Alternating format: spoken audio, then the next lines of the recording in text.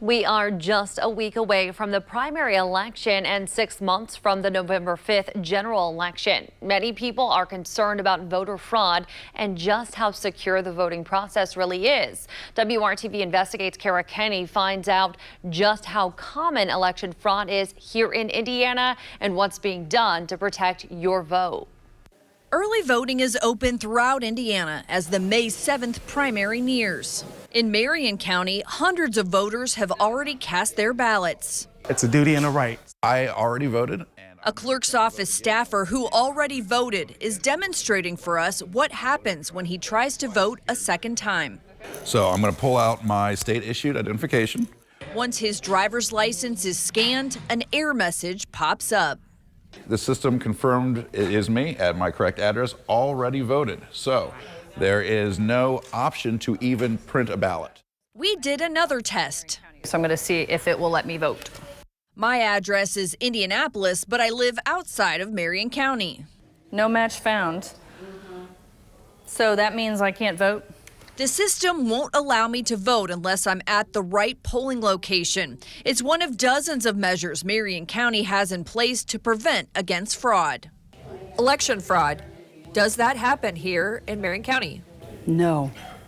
No. Kate Sweeney Bell is the Marion County clerk.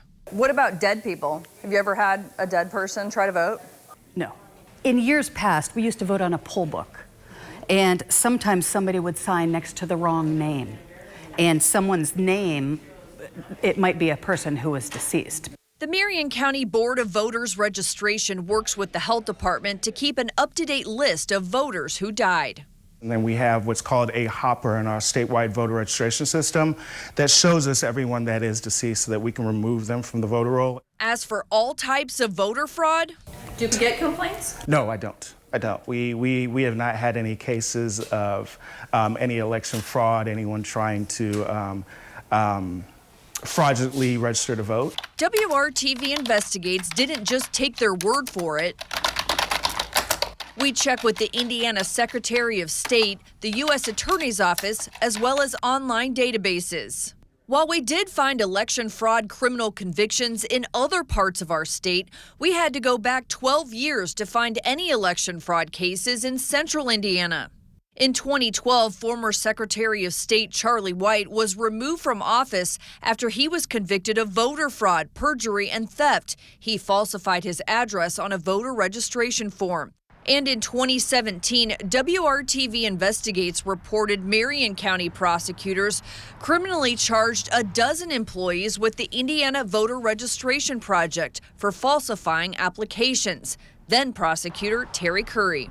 It did appear that there were significant improprieties. They were expected to meet a daily quota when they were working for X number of registration applications. Here's an update. Of the dozen defendants, one case was dismissed completely. 9 reached pretrial diversion agreements, and in 2018, 2 pleaded guilty to perjury. They received probation and community service.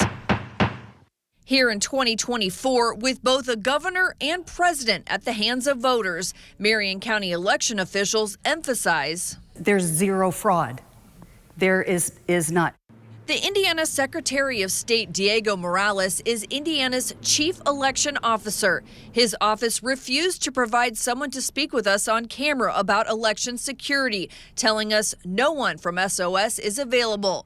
But in a news release, Morales touted a new law he says will help protect voter integrity by requiring proof of citizenship for individuals registering with temporary IDs and requiring documentation of residency for first-time voters. If you suspect election fraud, you can report it to your local county election officials or law enforcement. Typically, the FBI or state police would investigate and refer the case to a county or federal prosecutor. Kara Kenny, WRTV. The primary election is exactly 1 week from now. The general election is November 5th. You can see if your voter registration is still active. Just go to the website there on your screen. It's indianavoters.in.gov.